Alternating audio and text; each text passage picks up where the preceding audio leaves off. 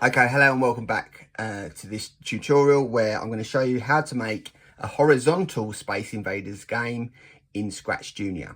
Now basically we've got the rocket here that moves up and down when you press the buttons, and then you've got the red button there that shoots. If the rocket is touched, I will go to the game over screen that is here. We've also got the bullet. Now the bullet, which is on the end of the nose of the rocket there, has exactly the same movement code as the rocket because it goes with it. However, it does have a different function when the red button is pressed, because obviously the red button doesn't do anything for the rocket. It shoots the bolt or bullet out, then it comes back in again. If it does touch anything, it disappears. Then we've got the various buttons. If you press them, it moves the rocket and also the bullet. So the yellow one makes it go up. The red one is obviously fires the bullets.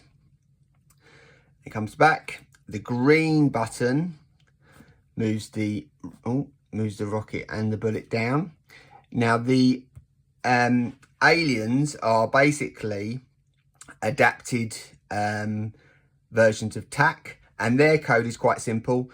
They're going to move along, wait, have a little bit of wobble, wait again, and this is a loop. Now the code's all the same for them.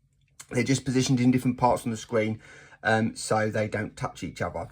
If they are touched, i.e. shot by the bullet, then they disappear.